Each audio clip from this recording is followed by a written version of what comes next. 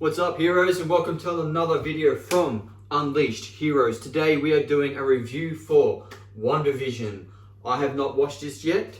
We're about to sit down and watch it, but I brought in some special guests because this show deserves special guests. And I brought in my awesome cousins. We've got Emily and we have Madison. Welcome, man. Hello. So we had a bit of debrief before we came into this video today, but what are your expectations for the finale? I have very high expectations because I love the character. I'm known as the Marvel dictionary in this family. Google. Yeah, Marvel Google.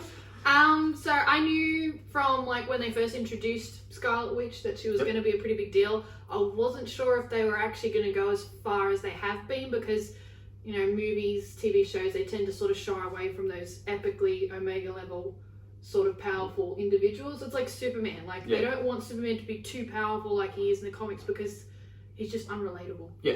You got to have some sort of familiarity with it, but also be relatable as well. So I can understand that. Yeah, but I think they're introducing characters, and like Marvel's gotten to the point now where they're introducing more and more powerful characters to take on our heroes who are becoming excessively powerful. I think like Vision says, I think it's in Civil War, where he says like the level of supernatural beings and that have emerged and events that have occurred have increased over time since Iron Man appeared. See, I really love that quote. A lot of people don't give too much credit to Vision, and I believe, like, even though his screen time in Civil War wasn't that much, that quote and goes when he was talking to them around that table, I think that scene in itself is a big stepping forward for the Marvel Cinematic Universe, and especially with Vision saying that our own existence invites conflict invites strength, and strength invites all this other stuff. And I think it's showing very much what character Vision is, but how, like, yes, Thanos was the big bad for Infinity War, but he's not the only big bad. I'm very much expecting it. Yes, it's going a bit more in the future, but everyone keeps telling me about Galactus. Oh yes. About thinking about where he's going to turn up. Like, he is very much more for the Fantastic Four, but I'm thinking, like, if they do it certain well, especially now that they've announced that Fantastic Four is going into production and going through that stuff. But going back into WandaVision, like, I'm very much excited to see how they're going to wrap this up. I've been screaming at the TV every time the credits roll for this last 8 weeks. And he's going, no, keep going, I want to see more. But how they're going to finale this, I'm very, very, very intrigued. And the fact that this is leading into Doctor Strange 2. And so we're going to see WandaVision doing this into Doctor Strange 2. And then we're going to be seeing Spider-Man going into that as well. It's going to be very intriguing. What do you think, Matt? God, I'm not as, like, passionate as what I've heard in this family. I just kind of let it go with whatever happens. But I've heard more about, like, what they're planning to do next. So I kind of want to see Doctor Strange in it. Whether it's right at the end or, like, end of credits. Like, we've talked about this, how they're going to try and bring him into it. So I'm more intrigued whether they bring that story in. I think you've discussed, like, he's the only one that can really mentor Wanda at this point. Whether or not she, like, becomes like a sort of villain by the end of this, which I'm not convinced she will, because they've tried to present her as that in previous episodes. Like you said in the previous episode, like, that guy, that director guy, I don't trust him. He's shady. He's shady, man. Like, he's trying to coax her into doing something villainous, and she's like, now we've gotten her point of view where it's like, actually no, she is a good person, she just wants to bury her partner. I think also too, we've talked about, like, because she's an Avenger, like, why hasn't anyone from the Avengers come into it? Like, you would think that they would know something drastic. Wanda's rewriting reality. Where are they, kind of thing. But something has to be going on with that. Like, and I definitely think that would be set up. I personally don't think that they'll bring in Doctor Strange. I think they might mention it because like I said, it's teeing up to go into Doctor Strange, and there is 2 post-credit scenes in this episode. I don't think, me personally, Doctor Strange will be physically brought in. I think they might mention it, or definitely tee up how he's going to start it. But I'm very wanting to going into about what's this going to be, that kind of stuff. So well, what we do know is that she needs a teacher. She needs, because she clearly has no idea what she's doing. I think it's been presented by that Agatha that, like, what was it saying? So what I see is a baby witch obsessed with sitcoms and years of therapy ahead of her. Like, it's like, so clearly she had those powers beforehand. In the comics, she's a mutant, so she does have that. So she gets her abilities, obviously, in a different way, for those who are in the know. But I think she definitely needs a teacher. And in the comic book, she does have teachers. Agatha, in the comics, is one of them. She's not exactly the nicest of characters. Like, I don't know if they're actually going to go for the whole mentor sort of thing in this. She seems to be presented as the villain. I'm not so sure, though, if she's going to be the actual big bad. No, I don't think so well, because I think she's scared. Especially when you, at the end of episode 7, when you has that song Agatha All Along, it's also, it kind of contradicts in a little way to make us think that it's her, but really it's not, because you've got, she might be manipulating things a little bit, but Wanda's still creating this world, and she's still doing a lot of things. Because we thought Agatha had helped her create it, but she didn't. She's trying to pull her out of it. In a way, because she wants to know how she's doing it. She's doing it, yeah. And she's more powerful. I've tried to be gentle with you, but now I'm like, you've gone too far. Like, I need to know how you've done this. I think, she's trying to rip Wanda out of the reality. And like that scene, like, you laughed your head off when she walks out after the twins are born. It's like, you want me to do that again? Should I start again? It's like, oh, here we go. Shady. What's she doing? Shady. She knows what's going on. Yeah, so I definitely, that's definitely going to be a point. I want to know if the rabbit's anything. That's what what I was thinking. I like, what's the rabbit? What's the rabbit? She keeps talking about the rabbit. Well, I think the rabbit might be in the comics. Agatha has a son, and the rabbit has the same name as her son in it. So maybe the rabbit turns into a little boy. Maybe. Okay. We're a grown man. I don't know. It's a bit weird. Well, we can go into a lot more detail, but I don't know about you two, but I really want to get into this. So let's park it here for now. We're going to jump into this episode, and we'll see you guys when we've watched this episode and see what we think. Yeah. Let's hit it.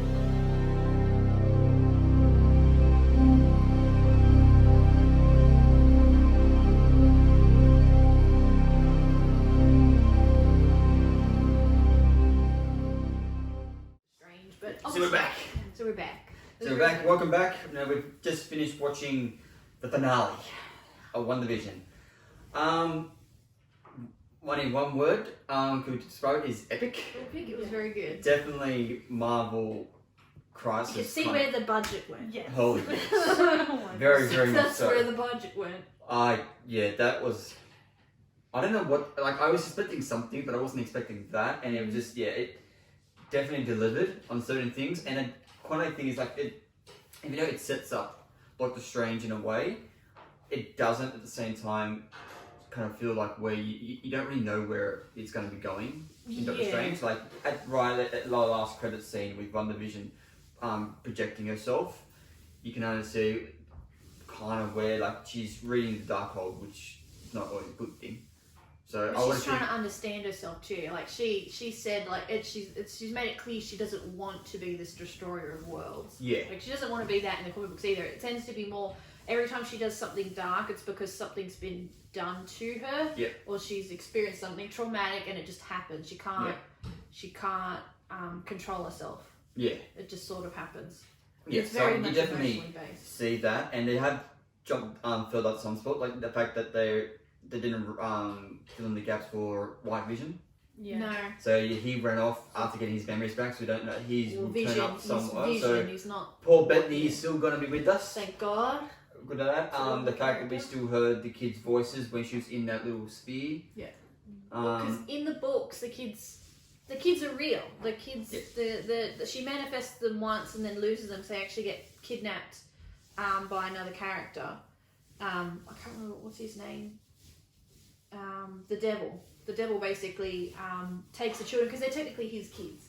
Okay. So in the comic books, she gives birth to these children that she's manifested, but the basically the soul or whatever is actually the souls of the children of the devil in the comic books. And the devil's a big bad. If anyone feels the need to go and read the books, they're pretty good. So they're real.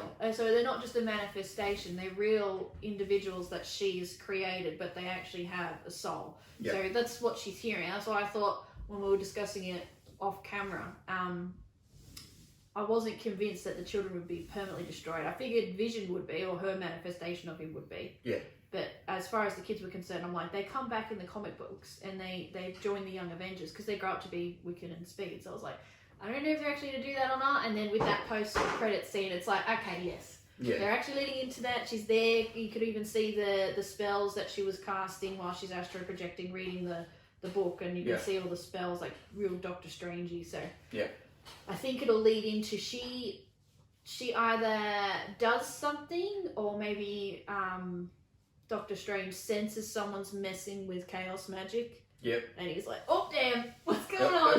What's going on? And like Doctor Doom's the one out of Fantastic Four. Doctor Doom's the one that teaches Wanda how to do all this stuff, how to bring her children back, and how to manifest it'd be interesting if they abilities. bring that storyline into it. The fact that Doctor Doom is like you said, it's running Fantastic Four, and that's not set. That's set for production for another couple of years. So we don't know if they're going to set up that him, because, like I said in the intro, Doctor Doom is a big villain, but I personally think Galactus is a bigger villain than Doctor Doom in a way. But he is. But Galactus is grounded in reality though too. It's whereas Wanda and Doctor Strange handle more mystic issues.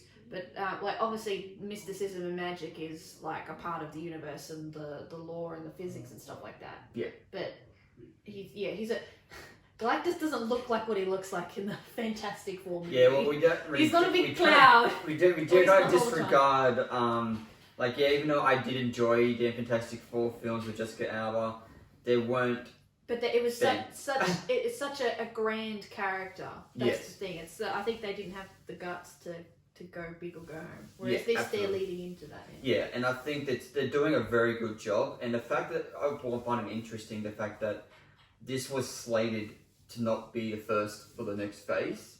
It's supposed to be like the third is supposed to do Black Widow, then they're supposed to do Falcon and Winter Soldier, and then they're supposed to do this from memory. So the fact that they're doing this first, and it kind of sets up Doctor Strange and that kind of stuff, will be interesting how it all goes through. What do you think, Maddie? I'm still processing. I don't know what happened. I think the CGI was like really good. Movie effect, it was so good. I almost cried at the end there when she was like losing everybody. I felt the emotion in that too. Like these last 9 episodes is like you can feel the heart, the grief with Wanda, and she just wants to have she was one Vision and a family, and then as each episodes go along, you know she's going to be losing it. So I just felt so much more emotion. Well, it was really like the whole season was like a lesson. Like the lesson she had to learn was to let go of her grief. Yeah. Like, but it's like you don't have to forget about it. No, just you have to being able to accept it and move on. Accept it, yeah. But I think it was made perfectly. Like she even says, like Vision isn't Vision. Vision that she created is her idea of Vision. Yeah. It's like, whereas you like obviously see like the true Vision gets his memories back, so obviously that's going to tie into it later. And her children are real, so like she can hear them. She's like, oh damn, my children are screaming out to me. This shouldn't happen. I have to go be mom now and rescue my kids because they're still out there. Yeah. So overall, I thought everyone was a bit hesitant about this new series, the way they were going to be taken. I thought they surpassed all expectations. I thought this series was incredible. Definitely, I love it, the fact that they've given this Disney Plus of being able to have this platform and being able to explore the supporting characters and give them a bit more, flush them out. Yeah. So the fact that I appreciate Wanda so much more. Like I enjoyed watching Wanda on the Marvel films and that kind of stuff, but this is just put her at a whole nother level. Yeah, I'm glad they're doing it, because like being a fan of the character for so long, it's like watching like the Avengers and all this stuff. I'm like, you can do more than this. Come on, I know you're working up to it. I'm like, oh. Yeah, you're working up to it, and the fact that we're starting to get it, like now we got 2 weeks until Falcon and Winter Soldier starts to get more of a flush out with them, and then after that Loki would kick off, and then get more like Loki has I think out of all these series coming up, Loki's had a bit more flush out of a character development than the other ones. But the fact that we get more of a personal story with him, to find out what happened with him in the middle of Endgame, where he went off and that kind of stuff, and I'm actually very intrigued to see how Owen Wilson ties into the whole Loki scenario. I think I think Elizabeth Olsen had a good time. She's probably very happy. Yeah. She like gets this great character, because I remember when she first got cast and she talked about the House of M, this, that and the other, and she didn't think that they'd go into that with the character, and now she's like, excellent. I am the strongest Avenger. Yeah, she is, absolutely. And I think like a lot of people will also comment in the fact that she's she loses the Sokovian accent. It drops in and out, whereas I think now it's like it's an act. It's a coping mechanism. Yeah, it's coping mechanism. So the only time you actually saw her Sokovian accent in this series is when she goes out of the boundary and talks to the government, and then she goes back in. She's not acting. Yeah, so whereas I think do you reckon she'll get it back? She'll just have it full time now. Personally, I think she do. This is just showing her like the American accent that she's put into it. So I think coming into Doctor Strange, I think they might do a bit parts of this and like go back in between the two. Like Sokovian will still come in a bit, because at the end of the day, she is a Sokovian. Yeah. That's her natural accent. Well, Elizabeth Olsen did an interview and people were asking her about the accent. They even made fun of it in the show, but she said no, she's Sokovian. So I feel like come like Doctor Strange and that, she will have the accent full time, because the American accent, like she's living in a different country, but it's clearly been made a coping mechanism for her. So I think now she'll sort of accept what she is, which is by the end of this, she does more or less accept herself. Yeah. What do we think of the costumes? Awesome. Yeah. I think they did. I mean, it's close enough to her original costume, but it's tasteful enough and cinematic for the modern era. Like, no, I don't want to see Elizabeth Olsen spending the whole time walking around in, what is essentially a bikini. Or a full body swimsuit, which is what she looks like in the comic books. So like comic books are comic books. That's what they do. It's like everything's exaggerated. Whereas this, I think they've done the costume it's very tasteful, cinematic.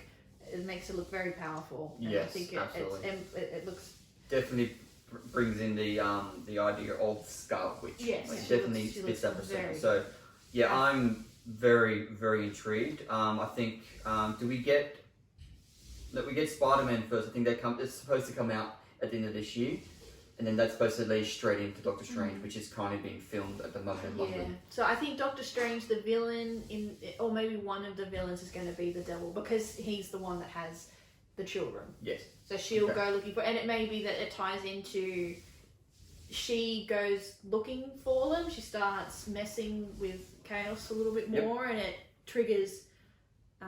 She's trying to get her kids back. So she'll use anything to go after them. And if that means that she opens a doorway to another realm to go after the devil to find them, and then Doctor Strange is like, well, there. Probably shouldn't be doing that. Which is just the fact that like in the Avengers movies leading up, like Infinity War and Endgame, we didn't get to see Scarlet Witch, Wanda and Doctor Strange in a scene together. No. Now we're finding these two like one powerful sorcerer and this powerful witch getting to put them together. I think to begin with, they're gonna be facing off against each other. They'll be antagonistic. They'll be against each other. But I think eventually, because they're both the Avengers, they will probably come back together towards the third act of the Strange I think film. by the end of it, he'll be like, look, like I get what you are and what like you're not supposed to exist, but you do. I get that, but you seriously need training from someone who knows what they're doing rather than just winging it yourself, because you'll go down a path you shouldn't go down. Yeah, which references Star Wars a bit. It does. Yeah, she needs a Yoda. Yeah, she needs a Yoda. She needs a master. She needs a master to teach her the right way, because she could go very dark. Very much so. And like in the comic books, it happens on occasion. This series showed it. Absolutely. This series definitely shows she's capable of it. She's very much capable. And it kind of shows like, these are superhero shows and they're very much out there, but it also proves to us like, we might be all powerful, but we're all still human. We still go through all these different forms of emotions. And I kind of think this series as well showed one of the different stages of grief. Yeah. And I think a lot like you got depression and you got acceptance and anger and all that and she's like teaching her children to let go after like the dog dies or is murdered. Yes. And she's like, no, you can't just bring them back. And then you can sort of see it, because she's like, okay, I see what you're doing here. Yeah. I see what you're doing. Yeah. So I'm very much love the series, love the finale. I think Elizabeth Olsen and Paul Bettany did a fantastic job. Yes. Catherine Hahn. I feel like he's going to end up in Multiverse of Madness. I don't know if he is or not. I have to look up whether or not Paul Bettany's going to be in it or not. But he's obviously coming back, and he'll have to have scenes with Scarlet Witch, because that's Scarlet Witch and Vision. Absolutely. That's the way it works. Yeah. But I think, I'm very much looking forward to Doctor Strange now.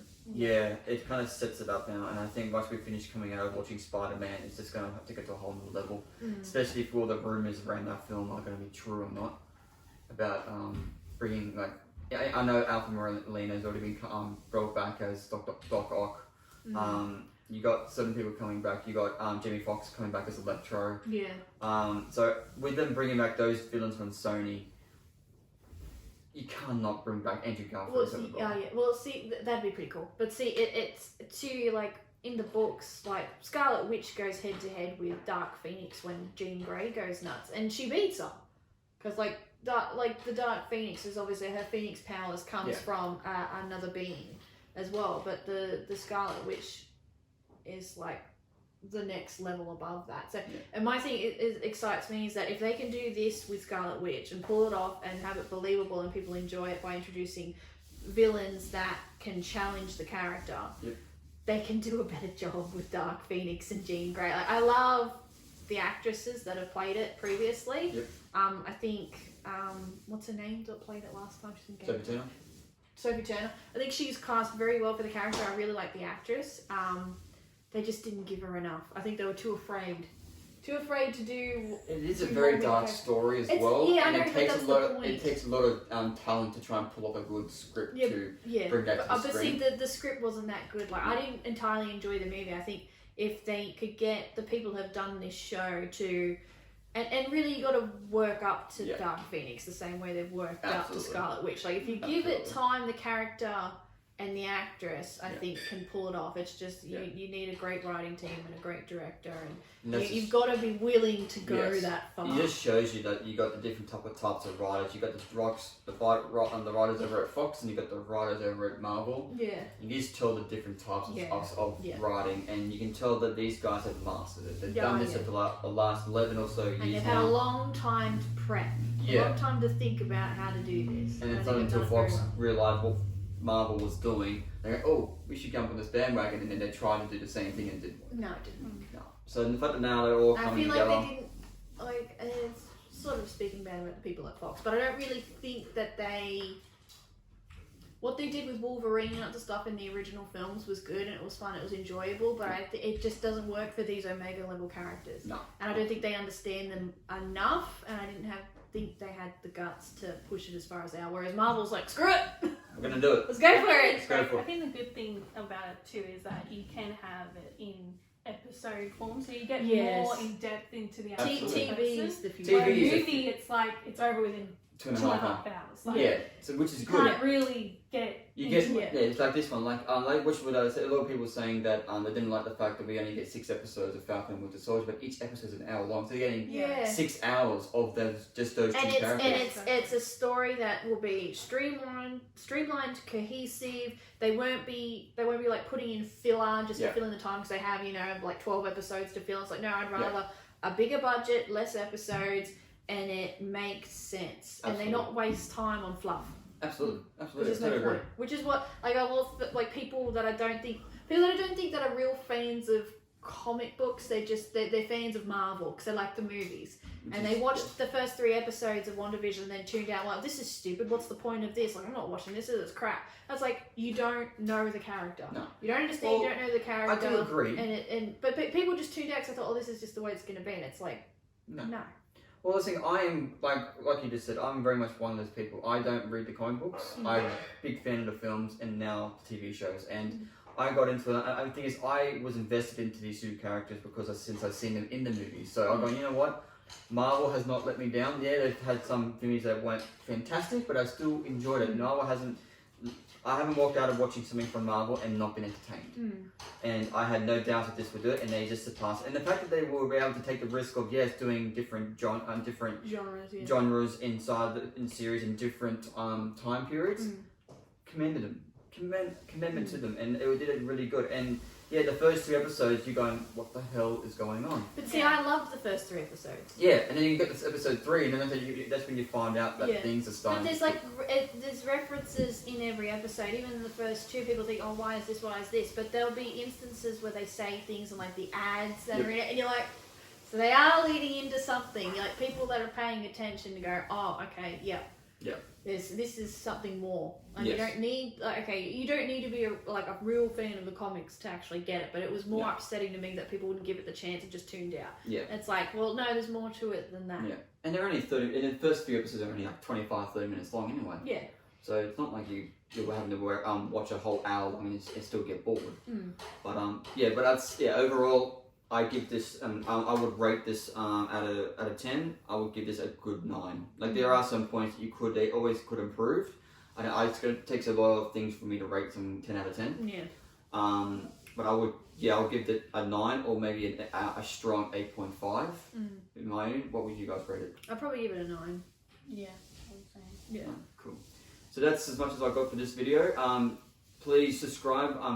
Give me a comment down below if you need want me to watch anything else or review any other TV series and things like that. Or if you just want to leave me a comment about what your thoughts about this whole series was, how you liked certain character developments and things like that. And I will catch you next video. Goodbye. See ya.